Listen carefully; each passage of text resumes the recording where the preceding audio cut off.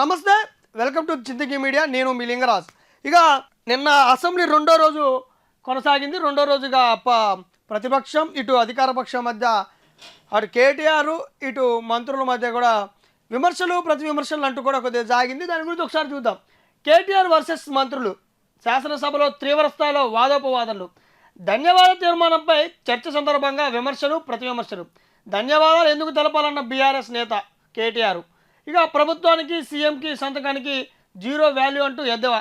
కేటీఆర్ ప్రసంగిస్తుండగా జోక్యం చేసుకున్న 5 అమాత్యులు.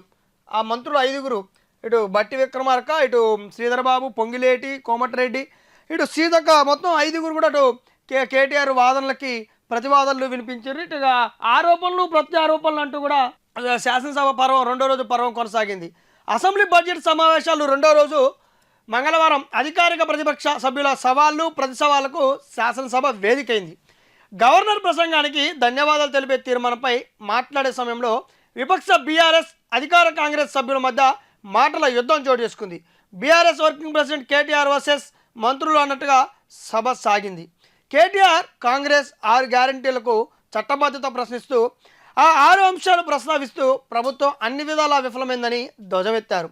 కేటీఆర్కు deputy CM బట్టి విక్రమార్క, మంత్రులు శ్రీధరబాబు, సీతక్క, కోమటిరెడ్డి వెంకటరెడ్డి, పొంగిలేటి శ్రీనివాసరెడ్డి తీవ్రస్థాయిలో కౌంటర్ ఇచ్చారు.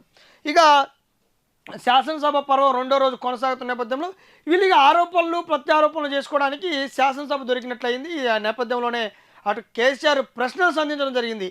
ఏమన్నాడంటే ఆయన, ఇక ఈ ప్రభుత్వానికి చిత్తశుద్ధి లేదంటూ, ఈ ప్రభుత్వం ఇచ్చిన 6 గ్యారంటీలు ఏమైనాయంటూ కూడా వాటి మీద ఒక్కొక్క దానిగా ప్రశ్నలు సంధించడం జరిగింది. ఆయన మాట్లాడుతుండగానే ఇటు నుంచి ప్రభుత్వం తరఫున 5 మంత్రులు, ఆ 5 అమాత్యులు మాత్రం కలగజేసుకొని త్రివర్షాల ధ్వజమెత్తడం జరిగింది. ఇక కౌంటర్లు బట్టీకి ఇటు కేటీఆర్ కౌంటర్ వేయడం జరిగింది. నిరూపిస్తే వడ్డీ లేని రుణాలు ఇచ్చినట్టు వాళ్ళు చెప్పడం, దాన్ని నిరూపిస్తే నేను రాజీనామా చేస్తా అంటూ కూడా కౌంటర్లు ఇచ్చుకుంటూ మొత్తం ఆరోపణలు ప్రత్యారోపణలు వాదనలు ప్రతివాదనలు అన్నట్టు ఇక ఇదొక సభ అయితే నడిగింది. సవాళ్ళకి ప్రతి సవాళ్ళు అంటూ కూడా సభ జరిగింది. ఇందులో కేటీఆర్, ముఖ్యంగా కేటీఆర్ గురించి కూడా చెప్పాలి. ఈ సందర్భం వస్తే కేటీఆర్ యాస ప్రాసలతో కూడిన కొద్దిగా కౌంటర్లు వేయడం కూడా సభలో కొద్దిగా హైలైట్ అయింది. అటు బీఆర్ఎస్ దీనినే వైరల్ చేయడం కూడా జరుగుతుంది సోషల్ మీడియాలో.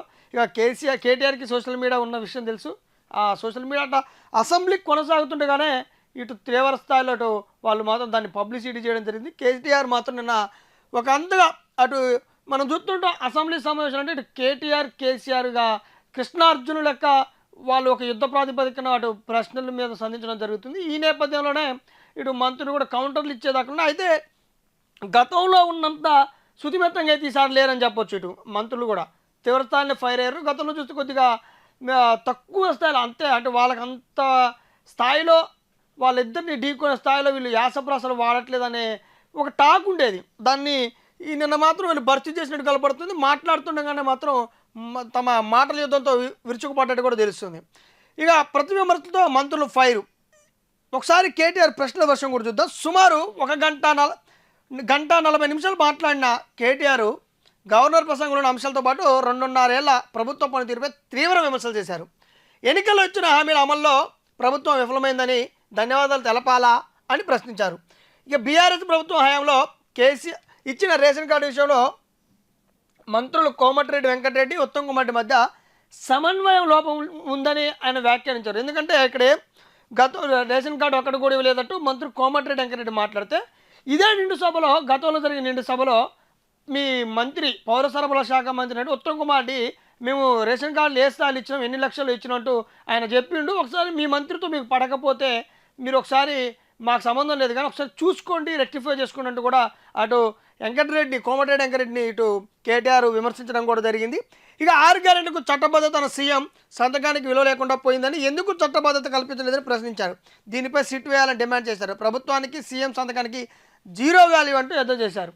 ఇక మీరు ఇచ్చిన 6 గ్యారెంటీలు 100 రోజుల్లో అమలు అవుతుంటూ తొలి సంతకం చేసిండు రేవంత్ రెడ్డి సీఎంగా ఉన్నప్పుడు. ఇంతకు ఆ ఫైల్ ఎటుపోయింది, ఆ ఫైల్ ఎక్కడికి పోయింది, ఫైల్ ఎత్తకడానికి కాకులు ఏమైనా ఎత్తకపోయినాయా, దాన్ని ఎత్తకడానికి సిట్ ఏమైనా ఏర్పాటు చేయాలా అంటూ కూడా ఎద్దవ చేస్తూ కేటీఆర్ మాట్లాడడం జరిగింది. మొత్తానికి ఓవరాల్గా కేటీఆర్ అయితే తీవ్రస్థాయిలో అటు మండిపడడం జరిగింది.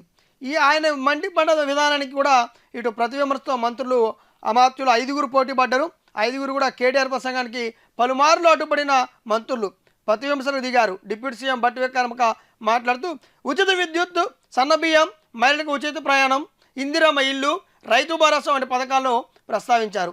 గవర్నర్ ప్రసంగాన్ని చదివి ఉపన్యాసాలు ఇవ్వాలని మంత్రి శ్రీధరబాబు హితవు పలికారు. గోబెల్ సదస్సులో 1,00,000 కోట్లు పెట్టుబడులు వచ్చాయని చెప్తున్న టీజీఐఐసిసి గణాంకాలు అందుకు భిన్నంగా ఉన్నాయని కేటీఆర్ వ్యాఖ్యలపై స్పందిస్తూ ఎంఓయూలు కుదిరినా అవి ఆచరణకు వచ్చేందుకు సమయం పడుతుందంటూ వివరణ ఇచ్చారు. ఇక మంత్రి కోమటిరెడ్డి వెంకరెడ్డి తెల్లగాడ్లు, సన్నబియ్యం వంటి అంశాలను ప్రస్తావించి కేటీఆర్ క్షమాపణ చెప్పాలని డిమాండ్ చేశారు. మిస్ వరల్డ్ పోటీల సందర్భంగా మిస్ బ్రిటన్ చేసిన ఆరోపణలను కేటీఆర్ ప్రస్తావించడంపై మంత్రి సీతక్క ఆగ్రహం వ్యక్తం చేశారు. డిప్యూటీ సీఎం బట్టి సీతక్కకు మద్దతుగా మాట్లాడు. అనర్హత పిటిషన్పై కేటీఆర్ మాట్లాడినప్పుడు మంత్రి పొంగులేటి కేటీఆర్కు అహంకారంతో మాట్లాడుతున్నారంటూ కూడా మండిపడడం జరిగింది. ఇక ఓవరాల్గా రెండో రోజు శాసనసభ పర్వం మొత్తం విమర్శలు అటు కేటీఆర్ వర్సెస్ 5 మంత్రులు అన్నట్టు కొనసాగింది. మరి ఇక దీంట్లో హరీష్ రావు అయితే నిన్న పార్టిసిపేట్ చేయలేదు. మరి హరీష్ రావు పార్టిసిపేట్ చేస్తే అటు కృష్ణార్జున అటు బీఆర్ఎస్ శ్రేణులు అయితే ఎప్పుడు చెప్పుకుంటారు కృష్ణార్జున వలె అటు హరీష్ కేటీఆర్ ద్వంద్వ యుద్ధం చేస్తారు. వాళ్ళిద్దరు గట్టిగా మాట్లాడుతారు అంటూ కూడా ఇద్దరు కలిసి మాట్లాడతారు అంటూ కూడా జరుగుతుంటుంది. మరి ఈ నేపథ్యంలో హరీష్ రావు లేనప్పటికీ నిన్న కేటీఆర్ అయితే గట్టిగానే మాట్లాడిండు తొలి రోజు అయితే. కాకపోతే ఇవన్నీ విమర్శలు ప్రతి విమర్శలు లెక్కనే ఉన్నాయి తప్పితే మరి ప్రభుత్వం ఏం చేయాలనుకుంటుంది లేదా ప్రతిపక్షం ఏం చేస్తుంది, దాన్ని ఎలా ప్రశ్నిస్తుంది అనేది కూడా తెలియాలి. మరి ముందు రోజుల్లో రేపటి రోజున హరీష్ రావు వచ్చి అటు నుంచి సీఎం రేవంత్ రెడ్డి కూడా ఈ సభలో పాల్గొంటే మరి అది ఏ స్థాయిలో ముందుకెళ్తుందనేది కూడా చూడాలి.